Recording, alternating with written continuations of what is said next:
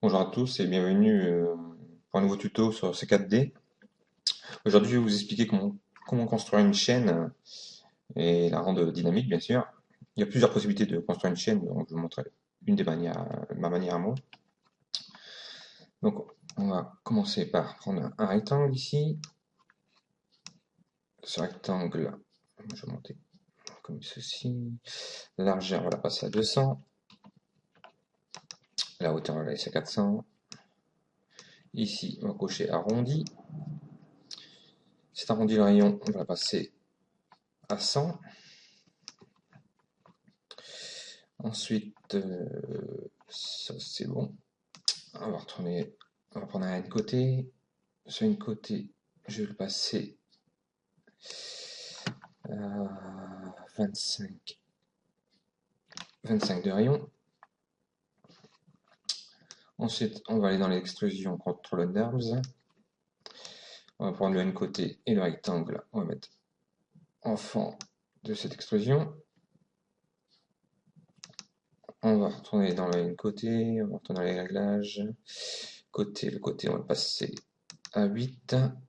Ce qui donne une chose un peu plus lisse. Je vais mettre la fiche de charge en deux gros, comme ceci.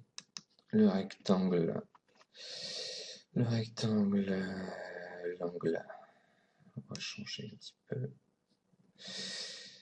On passe à 17, ça suffira largement. Ouais, comme ceci, c'est très bien. Donc, l'extrusion contrôle les NURBS. Ici, j'ai l'axe qui est au centre de cet anneau.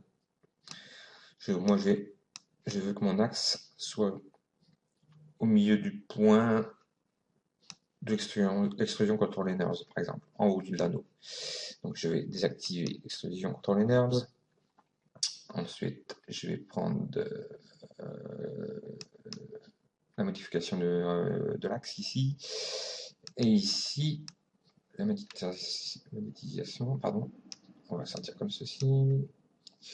Ici, je vais désactiver ceci et je vais prendre magnétiser au point et magnétiser 3D. L'axe, on va le remonter tout en haut de la spline, comme ceci. Je peux fermer et revenir. Voilà. On va activer l'extrusion contrôle les NURBS.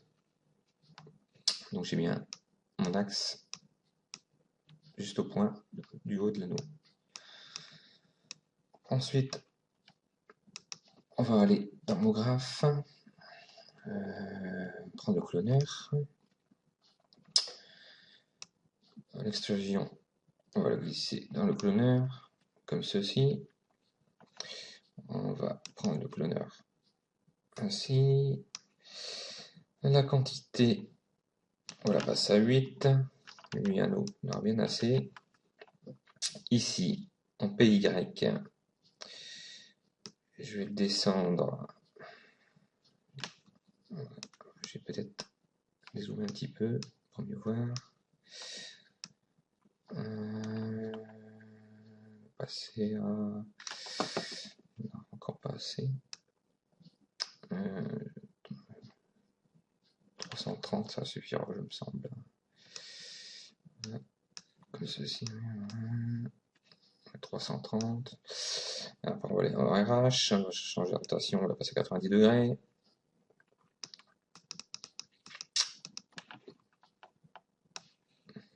Pile poil. Ensuite, il me faut un tore. Le tore, on va changer de rotation. Je vais passer en moins X. Voilà, ce qui donne ceci. Le tore, je vais changer aussi ces segments. Ici, je vais passer à 12. Segment du tuyau à 12 aussi. Voilà, impeccable. Alors, ce tore, on va aller donner propriété simulation, corps rigide. On va aller dans collision. La forme automatique, on va la passer maillage statique. Ici, enfin, explosion, contrôle linéaire qui représente tous les anneaux. Faire pareil, propriété simulation, corps rigide, collision, la forme, l'automatique. Ici, par contre, on va passer en maillage en déplacement. La timeline, je vais la passer à 900. J'ai bien de marge. Donc, on va faire une petite animation vite fait pour montrer. Qu'est-ce que ça fait en général? Donc, comme ceci, on voit bien. Et voilà. En général, c'est ce qui arrive souvent. Les anneaux cassent. On a beau, je vais remettre tout à 0. Voilà. Une chose qu'on va faire, c'est projet, dynamique, expert. Et en général, ici, l'étape par image, tu peux la passer à 15 ou à 20. En général, la chaîne cède plus ou moins quand même. J'ai fait plusieurs tests et à chaque fois cède, donc j'avais décidé, en faisant quelques recherches sur internet, un gars qui se nomme Matt Ritman, qui a donné l'astuce d'attacher tous les chaînons par des connecteurs. Donc c'est pour ça que je vais vous expliquer maintenant comment faire attacher les maillons avec des connecteurs. Donc je vais revenir ici, je vais choisir cloneur, vous faites un clic droit et ici vous faites convertir en objet, ce qui me donne notre série cloneur objet avec chaque anneau de 0. L'anneau 0, c'est le premier anneau, deuxième, troisième, quatrième, cinquième, sixième, septième et huitième. Ces anneaux-là, on va les sortir. D'abord une chose, l'ancien cloneur, on peut supprimer, il n'a plus besoin. Donc je rouvre ce que j'ai converti en objet, je sélectionne tout et je le sors du cloneur. Et je peux supprimer aussi ainsi. Ensuite, ça, je vais les renommer. Je vais simplement supprimer ça. Voilà, passer à 0.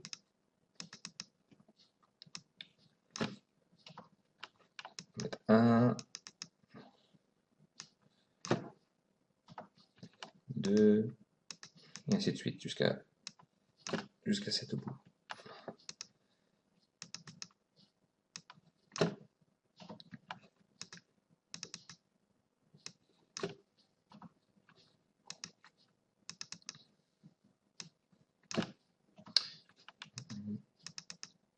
Et enfin 7.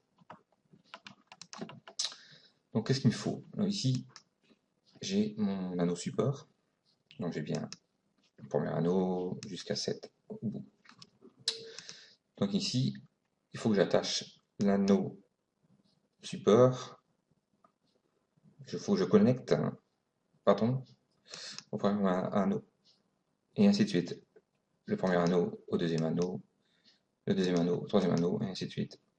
Donc, pour faire ceci, on va aller dans... faut pas que je me trompe, je ne sais plus d'où ils sont. Simuler, c'est ça. Simuler dynamique connecteur. Donc ce connecteur ici, je vais le mettre entre le support et le premier anneau. Donc ici. Ici, dans les propriétés, le type, je prends une rotule. Et ici, je vais renommer ça. Je vais mettre du tort à 0. Donc ça sera le connecteur qui sera entre le tort et le 0. Ici, bien important, décocher, ignorer les collisions. Donc le tort, on va mettre un objet A. Et le premier maillon, un objet B. On va voir où se trouve notre connecteur. Je vais zoomer pour que vous voyez mieux. Donc, sur le connecteur, ici, on va le descendre. Vous voyez, la partie jaune, ça sera pour le chaînon. Et la partie bleue, ça sera pour le maillon. Donc, bien, essayer d'introduire la rotule là, comme ceci. Ensuite, on va faire de même pour chaque maillon. Pardon. Donc, qu'est-ce que je vais faire? Je vais dézoomer. Donc, on va faire un contrôle-clic, enfin glisser ainsi, entre le 0 et le 1. Un contrôle-clic entre le 1 et le 2. Un contrôle-clic entre le 2 et le 3, et ainsi de suite, jusqu'en bas.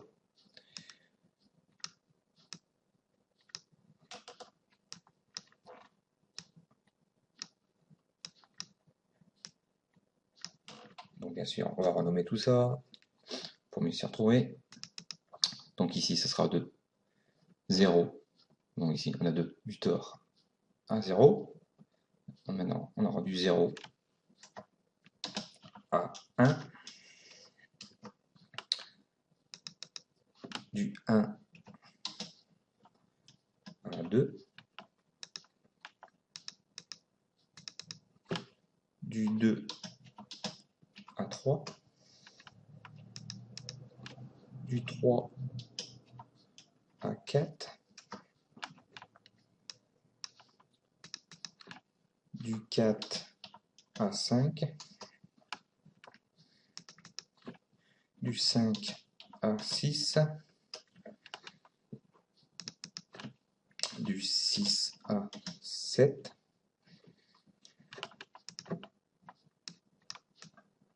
Donc, on va reprendre le premier, donc c'est bien été fait. Du tort, objet A, et 0 en objet B. Donc, maintenant on va faire la même chose. Du 0 à 1, on va prendre le 0, on va glisser ici, et le 1 dans le B. Et ainsi de suite. Du 1 à 2, on va prendre le 1, on va glisser en objet A, et le 2 en objet B. Du 2 à 3, on va prendre le 2, on va le mettre dans l'objet A, le 3 en objet B. Du 3 à 4, on va prendre le 3, on va le mettre en objet A, et le 4 en objet B. Du 4 à 5, on va prendre le 4, on va mettre en objet A, et le 5 en objet B. De 5 à 6, on va prendre le 5, on va le mettre en objet A, le 6 en objet B. Et du 6 à 7, enfin, on va prendre le 6 en objet A, et du 7 en objet B. Donc, on va vérifier depuis le début. Du tort à 0, donc il y a le tort à 0. Du 0 à 1, donc 0 à 1. Du 1 à 2, eh bien 1 à 2. Du 2 à 3, 2 à 3. 3 à 4, 3 à 4. 4 à 5, 4 à 5. Du 5 à 6, 5 à 6. Et le 6 à 7, 6 à 7. Bon, maintenant, on doit déplacer tous les connecteurs. Donc le premier il était fait, il était placé. On va cliquer sur le deuxième, le 0 à 1. On va le descendre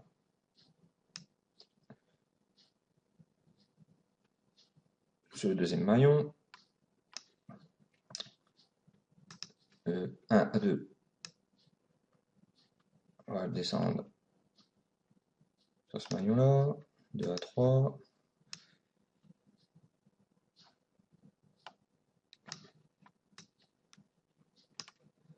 3 à 4. Oh.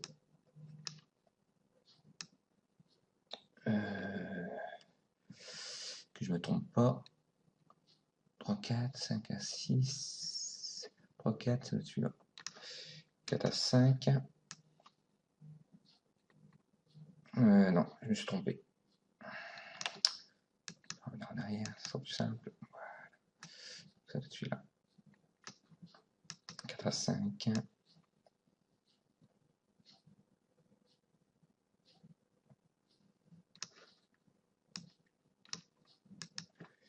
5, 6 et 6, 7.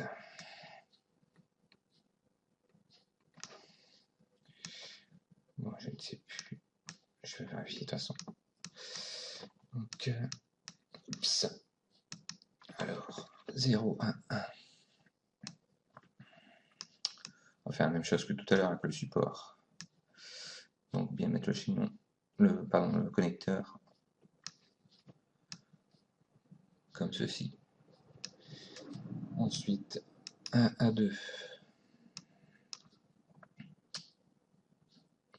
Comme ceci. 2 à 3. Voilà. 3 à 4.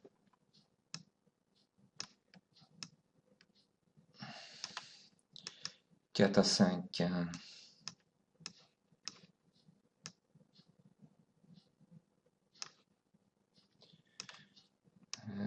C'est logique, je me trompe pas, je vais en mettre 2 au même endroit. Voilà. 5 à 6. Et 6 à 7. Voilà. Donc,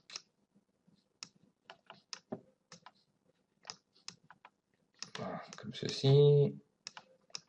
Après, on va sélectionner l'auteur. J'ai fait la même démonstration que tout à l'heure. Et normalement, ça devrait fonctionner si j'ai rien oublié. Donc, on va faire lecture.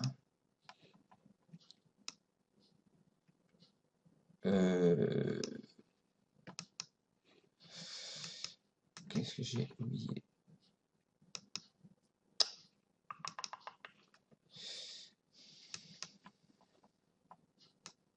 Voilà.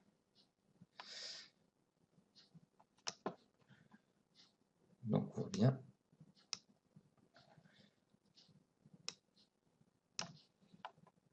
Ça fonctionne.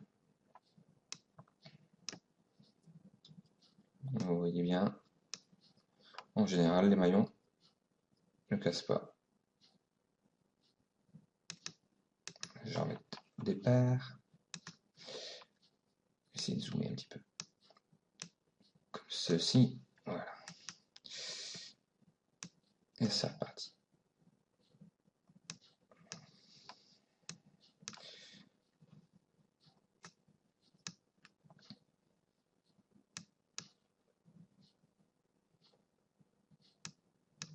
Donc maintenant, si vous voulez rajouter un boulet, c'est tout simple. Vous faites la même chose. Comment dire ça? Vous rajoutez. Je vais essayer de le faire. Je vais rajouter une sphère. Cette sphère, on va l'agrandir.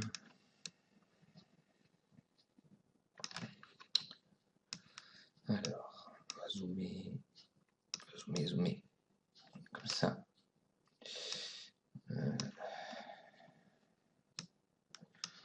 Très bien comme ça. Voilà. Cette sphère, on va la mettre carrément en bas. Donc, faut pas oublier, il faut rajouter un connecteur entre la chaîne ici, le dernier maillon, et la sphère. Donc, pareil, un contrôle-clé, glisser entre le 7 et la sphère. Donc là, ici, je vais renommer 7 voilà, sphère. Cette sphère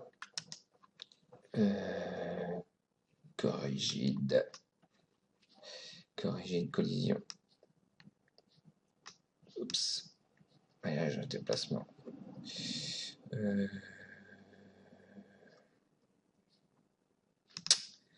Oui, ne pas oublier de mettre le 7 en objet A et la sphère en objet B. Et cette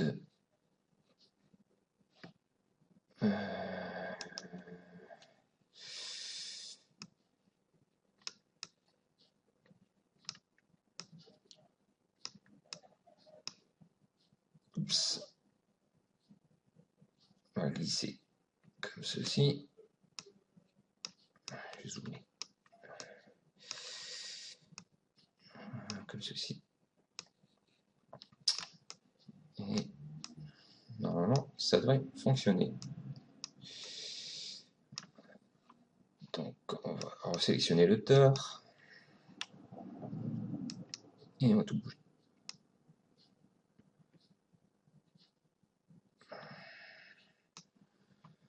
Voilà. Donc vous avez bien une chaîne qui supporte un boulet. J'espère que ce petit tuto vous a été utile.